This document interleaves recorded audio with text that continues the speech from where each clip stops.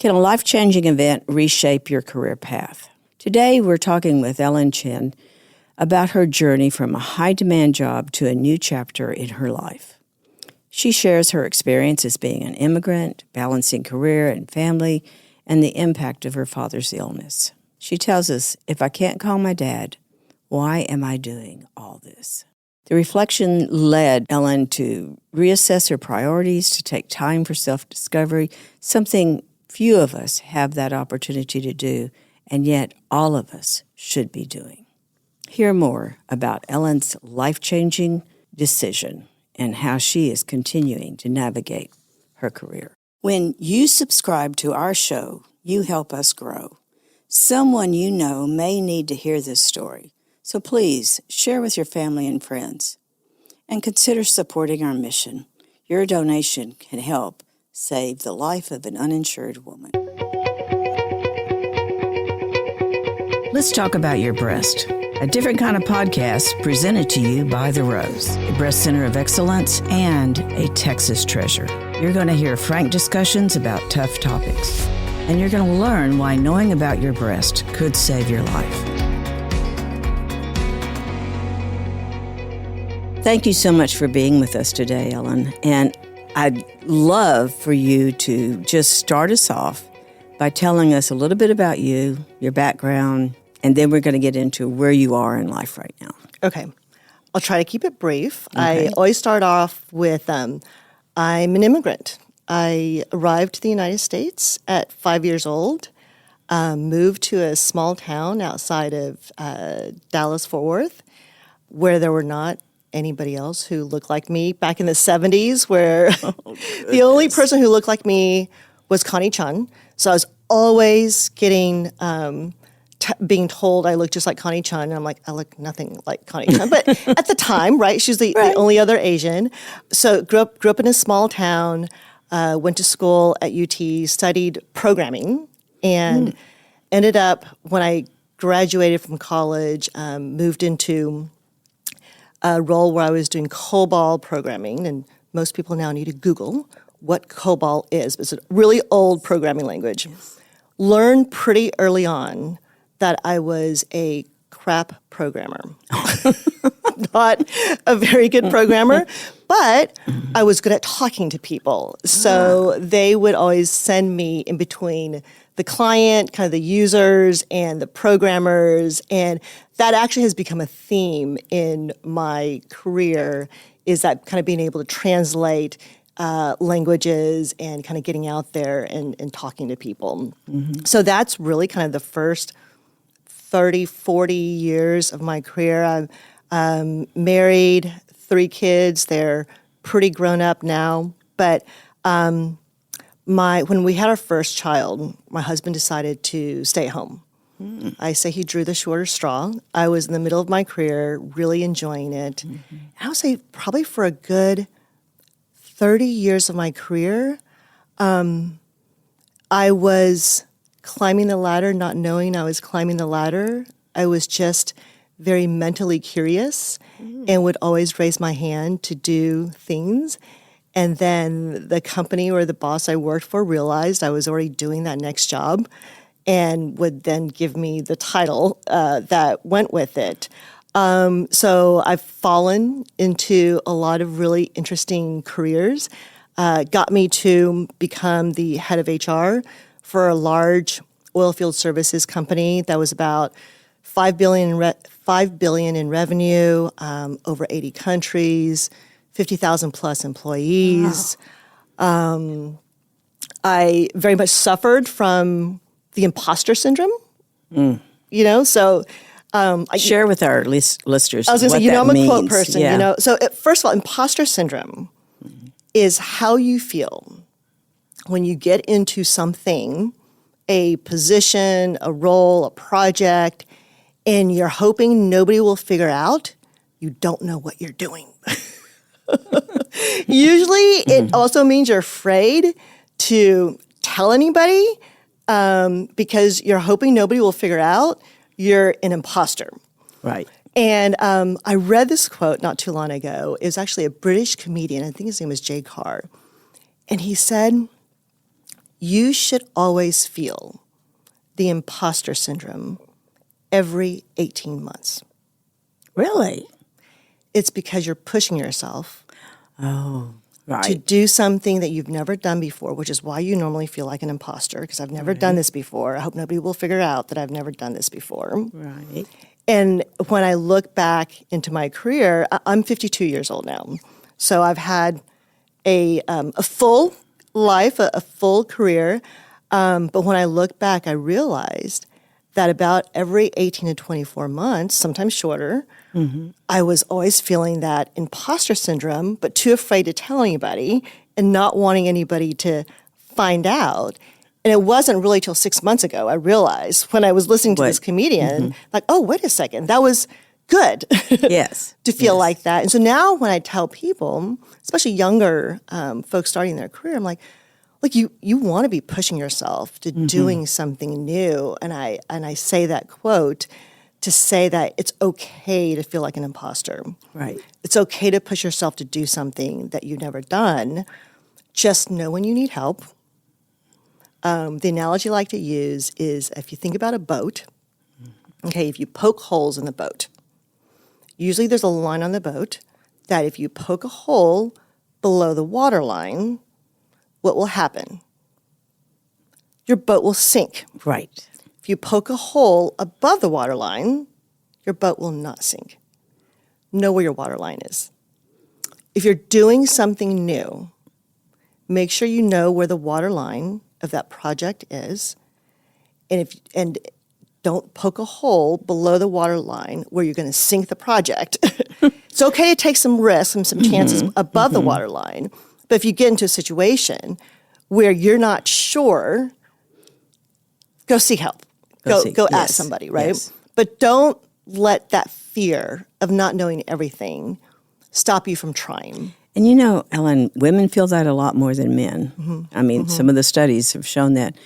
But it's also not something that's even that old.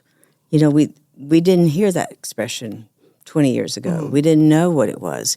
And throughout most women, you were supposed to know everything. You know, it was like if you didn't know, it's because you were a woman. Or, you know, all those things. So you've really touched on two areas. Don't be afraid to take the risk. Yes, it's going to happen. That's how you're going to feel. And ask for help. Yeah. Yeah. And be okay to do something new and different. I think so oftentimes women, especially in a corporate world or in a work world, women have the tendency to say, I can't, you know, I have to have met all the pieces of the job description before I can do the job. Right. You know how men do it? 50%, isn't it? Or men are like, you know, golly, I think I can do that one that. thing. Yeah. You know, I can do this one thing. I don't have to hit on every single bullet point. Right. Then I'll seek the job. But women, we think we have to hit every single bullet point in that job. And again, I think that kind of gets to the imposter syndrome because so often we're getting into a job or in a situation where we don't know how to do all the pieces. So then we're scared to make that jump. So my point of telling people about the imposter syndrome is that it's okay to feel that way. In fact, it's actually good because that means you've pushed yourself to do something that you've never done before. So that I think that's kind of been a theme in my career is I've always kind of tried to do things that I'd never done before. I would say though, and I've been working now for 30 years, that as a wife, as a mother, as a daughter, I do feel like I've made a lot of sacrifices that I'm not sure if I had gone back if I would have done the same things. I think when you look at me on paper, you look at titles that I've had, you think, oh wow, she's had a great career, she must have it all. You know, you look at my husband, we've been married for 28 years, 27 years, and people see that. Oh, they must have a great marriage. They've been married for 27 years. It must be perfect. Look at their kids, everything. And it's not the case. I'm a work in progress. I am far from perfect. I hope that I can share my stories in terms of what I've failed at, what mistakes I've made, and I hope people learn from that. And I think at 52 now, you asked, part of the question was, where are you in your life now? So I've had a very successful career, very proud of it, have been a lot of experiences that I would not want to wish upon anybody else, but they've been great learning experiences. But I hit a place in my career, it came from an event that happened last May. And are you okay if I share the story? Mm-hmm. So last May, I'm traveling for work. I'm at a town hall with about to stand up in front of about 150 people to speak. My mother calls me. I see her phone pop up. I'm like, oh, I'll call her after the town hall. 2 minutes later, she calls again. And when family member calls twice, that's your cue to take the call. So I left. I hadn't been on stage yet, so I left, took the call. My mom was like, Dad's not doing well. The ambulance is here. He's unconscious. And I'm just thinking he got really sick. I knew he had a cold. So I'm thinking he just got really sick and they just need to take him for respiratory or something. So I talked to the ambulance person and he's like, yeah, we don't know what's going on. He's really not doing well. His stats don't look good. We're taking him to Memorial Hermann. And I think when he said the stats don't look good, I'm like, okay, that's not normal. That's serious. Serious. So I knew I had to figure out how to get back to Houston, but I had to go back into that room and do the town hall as if nothing had happened. And I don't have this thing going on because I'm there to try to motivate employees, right? Right. Did that. Flights got canceled. There was weather issues. It took me, 15, 16 hours to get home that night. When I got to the hospital, he was already unconscious, and he passed about 4 days later, which was a shock. Dad had been diagnosed with Parkinsonian, which is a form of Parkinson's, but a lot of the symptoms result more in dementia. And so we were already starting to deal with his dementia, and for the last several years, Dad knew something wasn't right. And he had been working for the last 5-6 years to get all his affairs in order, give us all the passwords, move everything in the account so that they were easy, because Dad always took care of us. Yeah. And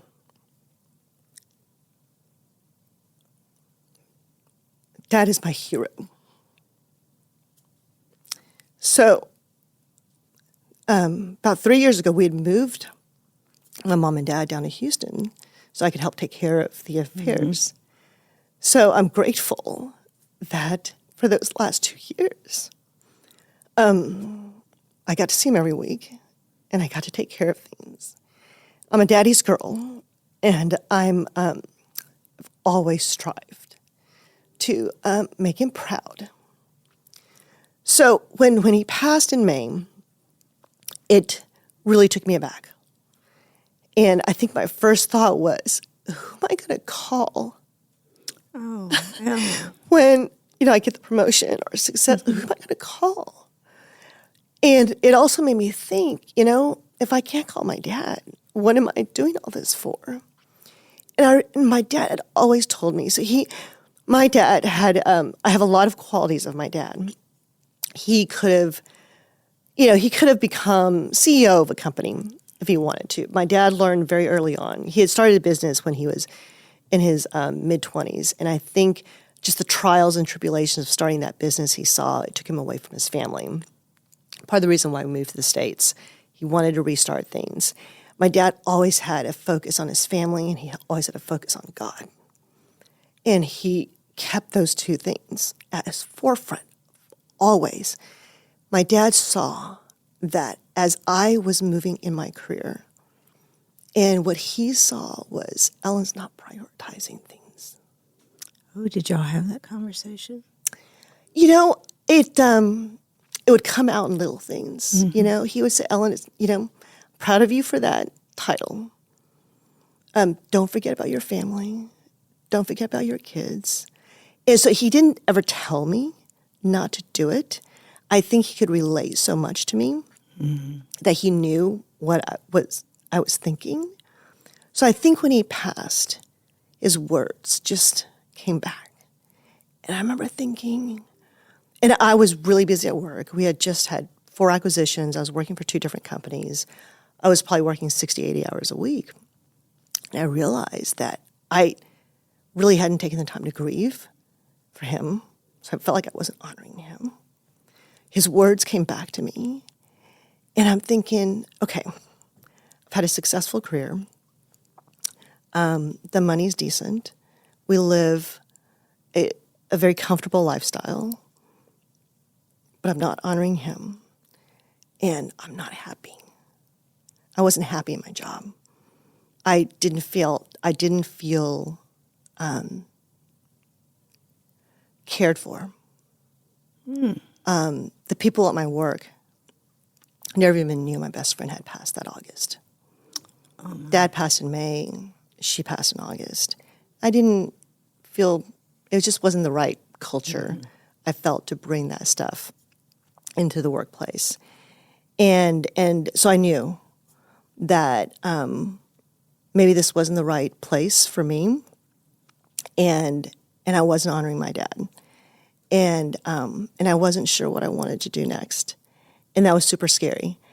As an HR person, my advice to people seeking jobs or wanting to get out of a situation is always, like, don't leave without another job, right? You're always like, you can find another job when you have a job. So don't leave. I'm thinking, am I sitting here thinking that I'm going to quit without going to another job? And I have an extremely loving, supportive husband who wants the best for me.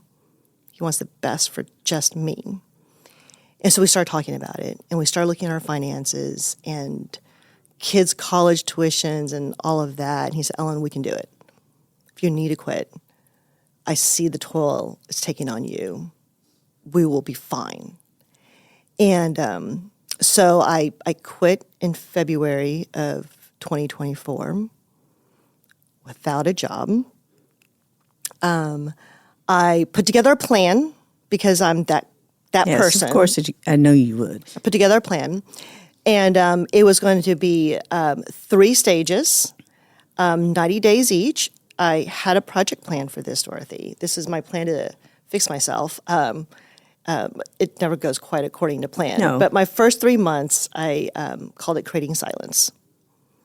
All right, say that again. Now, I want to be sure everybody's getting this. Here's a driven woman working for major companies, and it had to be more than just... I'm so glad you shared about you hearing your dad's words come back to you, because that never made sense to me, that he died. I mean, I know, tragic and, sad and that, but that you would totally change your life.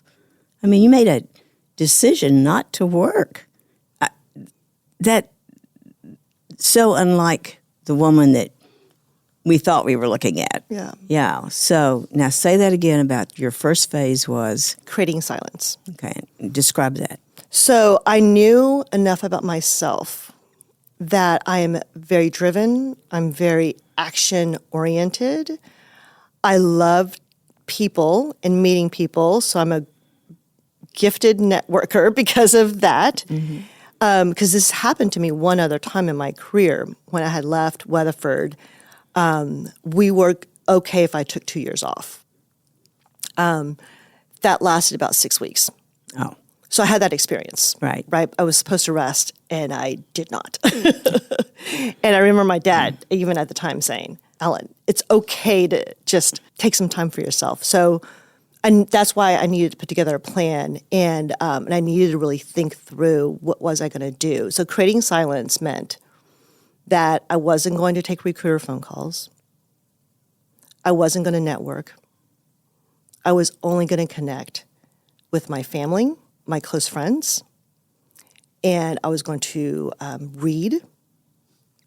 And I literally, I had a timeline, an agenda every day, where first thing I did when I woke up in the morning was I would read.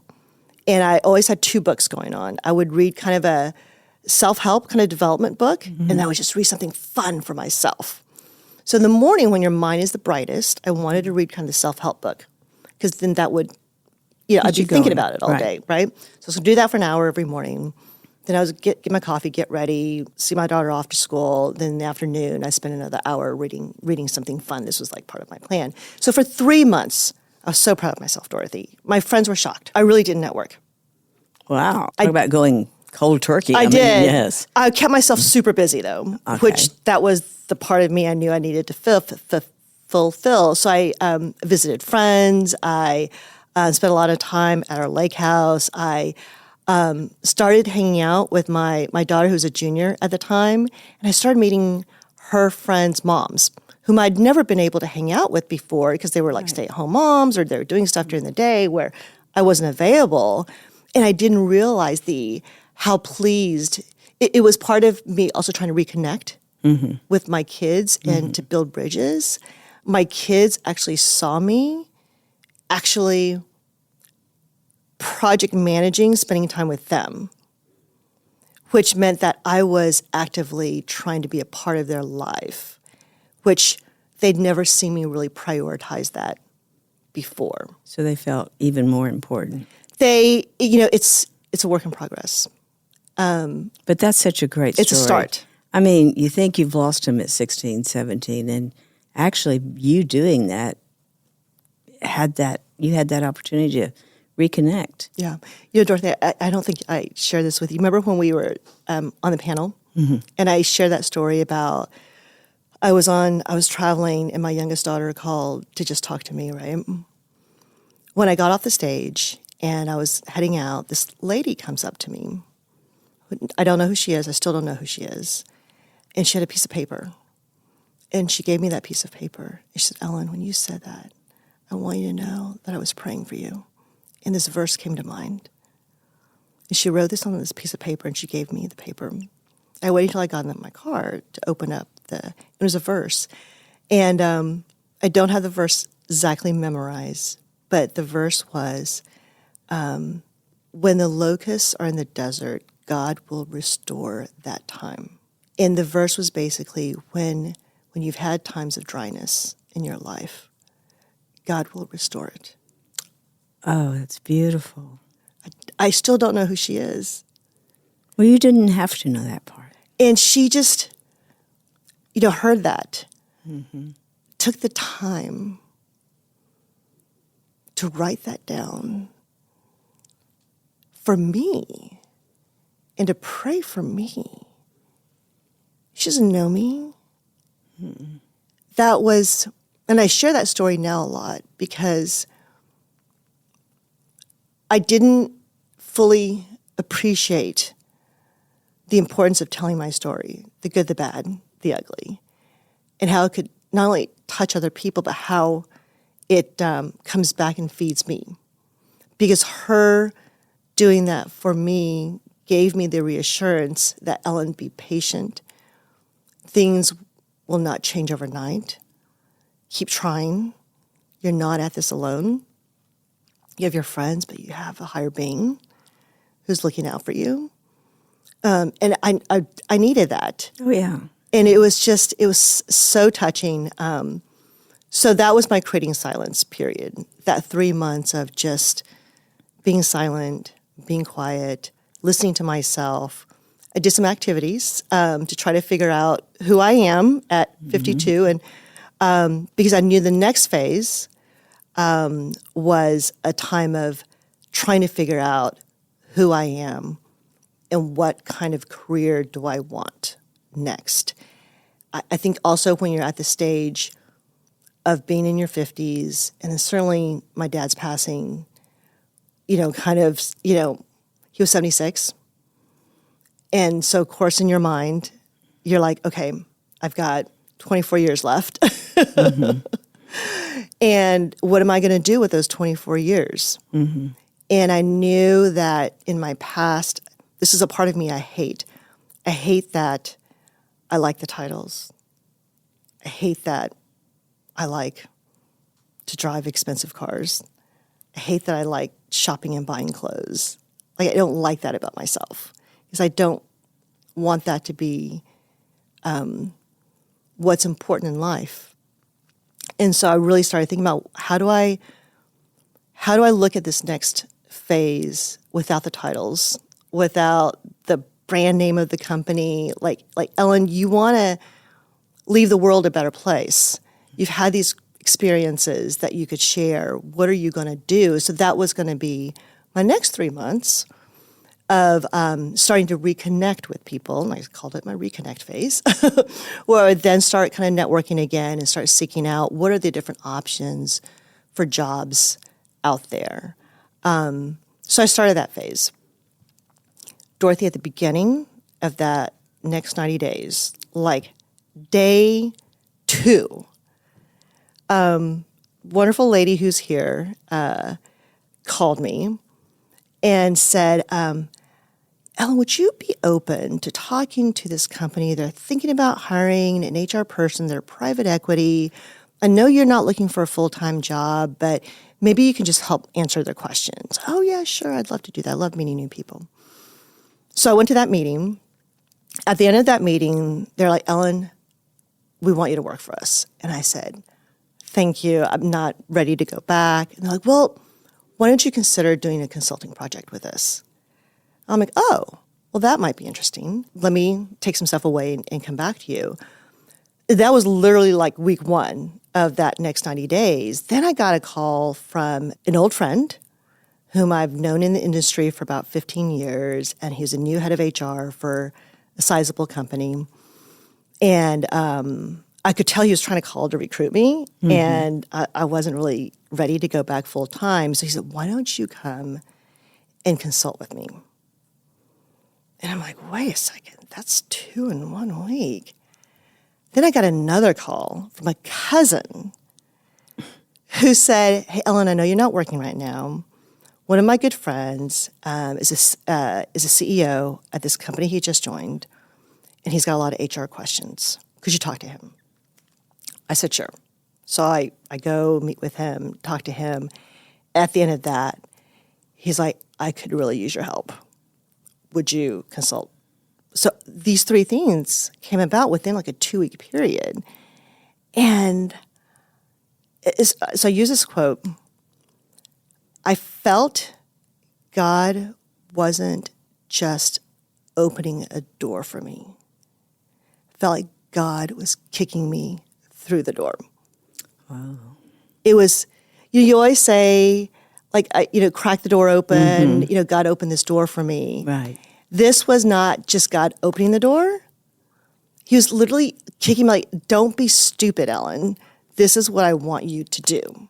Like, I felt like he kicked me through the door. Because I couldn't say, so within a matter of, I think, 30 days, I had 2 contracts signed. And I hadn't even decided I was going to do this full time. As I was talking to, my friends and people I trusted, they were like, oh, yeah, this makes so much sense, Ellen. Oh, yeah. Like, yeah, we could see how you would be good at this, and you know everybody anyways. Like, you're just, like, that's one of your gifts. And of course, we're going to listen to you. You've always helped us out. Like, why wouldn't we listen to you? And so that's how I came upon my next stage. Is I've started a consulting company called EYC Advisory. I'm a team of 1. I want to keep it small like that right now. I call myself a strategic advisor. I remember thinking I had to update my LinkedIn. And it was the first time I didn't hem and haw over the title. Really? And it hit me a couple of days later that I did not hem and haw over that. It wasn't that important anymore. It wasn't that important anymore. So do you think you would have ever been able to make that decision if you hadn't taken those 3 months? I don't think so. I think I was too close to it. I think I was still a little too selfish, looking at the what's in it for me. I think the decision to do this was not about, it wasn't about the money. Mm-hmm. I'm not making the same money I was making when I was working. Yeah. And I'm okay with that. I still struggle with it every day. Right. But I do feel like, because now I'm working with companies who want to hear my experiences. They want to know the mistakes I've made, how we've tackled things. The CEO I'm working with the other day, he's like, Ellen, am I crazy? Like, is the cultural issues here so bad that I'm never going to be able to fix it? And I was like, no, it's not that bad. We can fix it. I've seen this before. And let me tell you exactly how we can do it. And just the relief on his face when he heard me say that, was like, wow, like I can help him turn this company around. And turning the company around and giving them good culture means that I can save 100 jobs in communities where they can go and give back and do. And so for me, the consulting has been a great way to leverage my experience, impact as many people as I can. It's not just one company, it's a series of companies. And I'm having so much fun doing it. I'm having a blast doing it. I'm new at this. I hope to continue to get the projects. Things are busy, which is really good. The pipeline, I think, is looking good going into next year, but I don't know how long I'll do this for. I could do this for the next 15 years. So I'm, again, still figuring things out, but it really feels like I'm at the right place. Yes, and you found your calling. I think so. I still have my struggles. Right. Still a work in progress, but as long as I can be of help to CEOs and boards and other companies, and I can make them better people, and I can help them make their companies great, then that's like what a cool legacy. Oh yeah, to leave. Yeah, what a way. Yeah, that's perfect. So it's a very, very long answer to your question. So we're going to stop there because I want to go back for just a minute and go through this in a very different way, talking about your feelings during this time. Mm-hmm. I mean, you made a huge career change, and I just want to talk about that. So we're going to come right back in just a few minutes. Thank you for joining us today on Let's Talk About Your Breasts. This podcast is produced by Speak Podcasting and brought to you by The Rose. Visit therose.org to learn more about our organization. Subscribe to our podcast, share episodes with friends, and join the conversation on social media using hashtag Let's Talk About Your Breasts. We welcome your feedback and suggestions. Consider supporting The Rose. Your gift can make the difference to a person in need. And remember, self-care is not selfish. It's essential.